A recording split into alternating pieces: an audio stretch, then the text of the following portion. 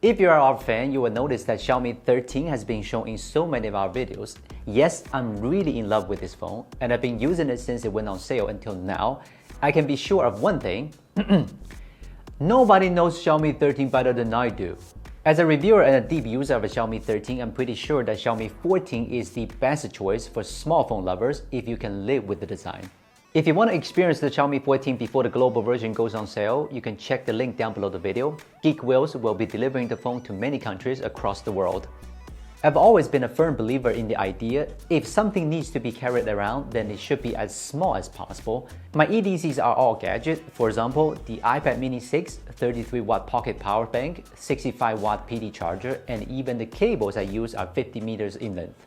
They are not only small but also very powerful. Ditto, I love the Xiaomi 14 very much. I'm pretty sure some of you will leave a message in the comment section. The Xiaomi 13 is not a small phone. But of the 200 new phones released last year, less than 5 were smaller than the Xiaomi 13. So it makes sense to say that 6.3-inch Xiaomi 14 is a small phone. Although I said in the unboxing video, here it goes again. The IR emitter at the top of the Xiaomi 14 wasn't removed, it was moved into the camera module. When you first enter the Mi Remote app, it will suggest a really stupid position to control the device. What a weird pose. The good news is that it's actually possible to control it in the normal position, so you don't have to learn that strange pose. The 14's vibration motor has also been enlarged for a crisper feel when typing, and yes, even the 14 standard now uses USB 3.0, rest in peace USB 2.0. The biggest regret of this phone is its looks. Look at the camera module. If Xiaomi 12 and 13 were a step backward, then 14 is a run backward. If you've ever seen or used a super cheap budget phone, you will be familiar with the design. The flash pretends to be a camera and stays where it shouldn't be. The Leica logo looks like a guy on the subway, suffocated by the 3 cameras. Come on, it's really ugly. If it were not that specs were really a big improvement, I would never ever buy this phone. There's an interesting bonus feature called UltraSpace. It's actually a technique that reduces the amount of over-provisioned space and increases storage space available to the user. While this theoretically reduces the life of UFS, Xiaomi's software director is saying that even if you copy 40 gig of data a day, it will last for 10 years or more. Xiaomi is betting that no one will be able to use a phone for more than 10 years, so that's what they're going to do. When I say it's interesting, I don't mean how innovative technology is, but the fact that you need to buy a specific version of it to get this feature. If you're like me who by accident bought the 256GB storage version of the Xiaomi 14, then this bonus feature is not yours for taking. The Xiaomi 14 Standard Edition still uses the same flat screen that everyone loves. The panel comes from TCL's last model, the C8. Specs here for your reference. The most obvious thing to notice would be the increase in resolution, and the improved clarity that comes with the 1200p is good news for literature lovers. Something you need to know: if you want to use DC dimming at any brightness level, it will require you to turn on the anti-flicker mode to activate it. If you don't turn it on, it defaults to DCI high brightness and 480Hz PWM dimming at low brightness, just like the Xiaomi 13. There are also some software improvements in brightness. For example, the manual maximum brightness used to be only 500 nits. This time, the new sunlight mode allows you to manually max out at 670 nits, which can be close to 1000 nits under bright light simulation. As for the 3000 nits, they say it's only achievable with a 10% window of HDR video under bright light simulation, so the peak brightness of 3000 nits is more than a gimmick. There are no obvious flaws in the screen. It would be nice to be able to move the fingerprint recognition area upward a little bit. Snapdragon 8 Gen 3 is by far the best phone chip. I didn't expect 8 Gen 3 to be improved so much when last year's 8 Gen 2 was already so strong. You can clearly see the 8 Gen 3 scored the best in several categories. I'm pretty sure it's the most powerful processor I've ever seen on a phone. Now let's see how it performs in the games. Since PUBG Mobile doesn't require a high load, even the Xiaomi 13 is capable of running 90 FPS easily. Do you think that's the upper limit? No. Take a look at the graph of the Xiaomi 14.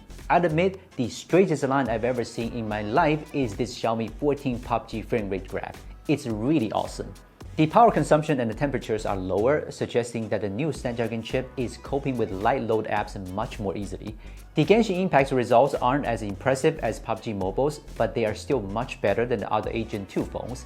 At the same 720p resolution, it only started the downclocking after 15 minutes of diving into Fountain, and the frame rate didn't drop much. And when you look at its power consumption, it's again the lowest one.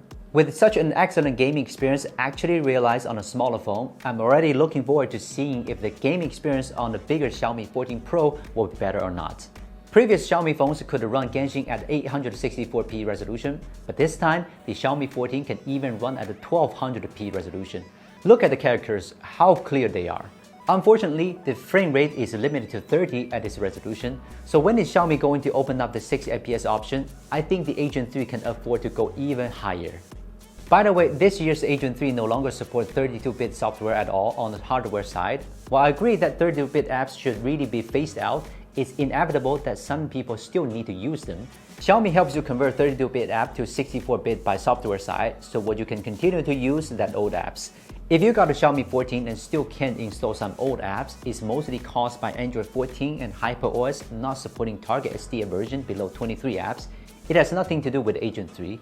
Because of time constraint, we didn't talk too much about Snapdragon Agent 3. Click on the bell at the bottom of the video for the full review video of the Xiaomi 14 Pro, where we explain in more detail how powerful this processor really is.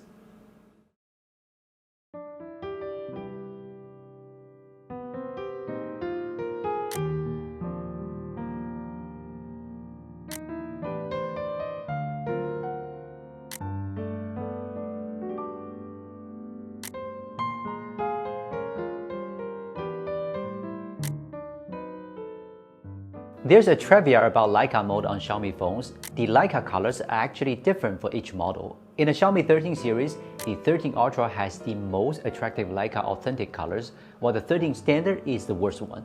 Xiaomi 14 isn't as Leica as the 13 Ultra, but it's still much better than the 13. Colors are much more intense, contrast is higher, and there are more options to choose in Pro mode. Being able to freely address the tones makes it more cinematic.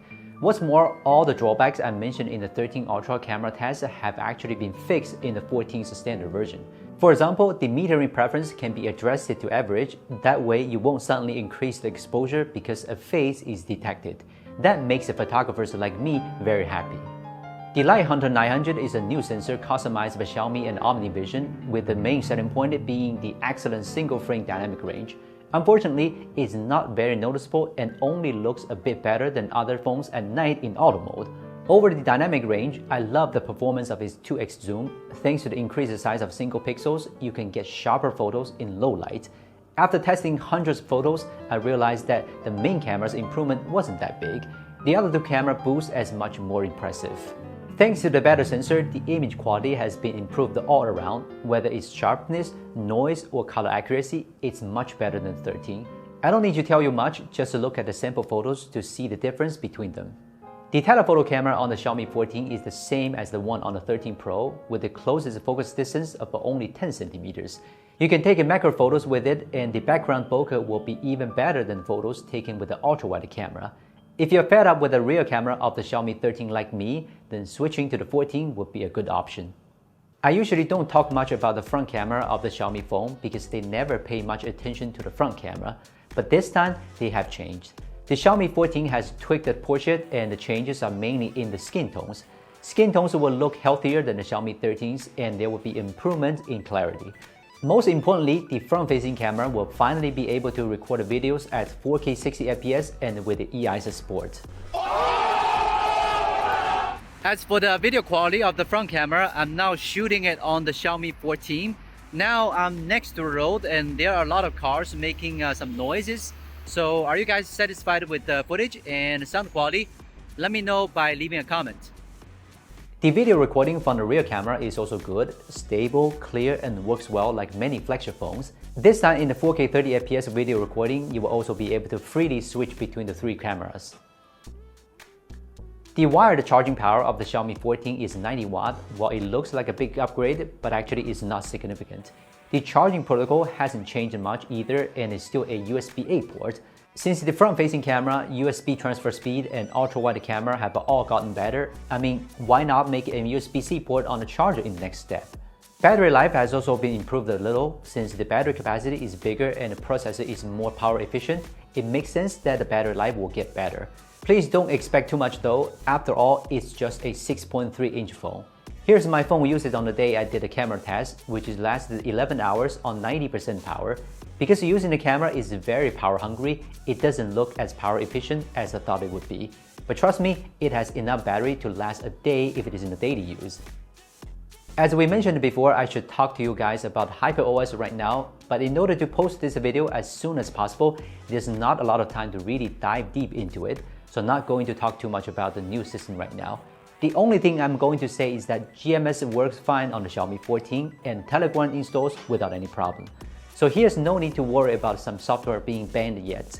More on the differences between HyperOS and MIUI, we're going to do another video about it. To me, Xiaomi 14 feels like a young man growing up, no longer handsome but becoming more mature. The screen, camera, and processor have been upgraded, and the problems we used to complain about have been fixed. Plus, the tiny size gives it an unbeatable advantage. The only cost is that you have to live with a not so pretty design. Anyway, I should plug my SIM card into this phone. I compromise, the Xiaomi 14 is just too powerful. We put a lot of effort into this video, so if you like it, please give us a thumbs up. Subscribing to our channel is the biggest support for us. If you are interested, you can also purchase Xiaomi 14 series through Giztop and Geek Wheels, which will be a big help to us. And we're from Gizmochina. We'll see you next time.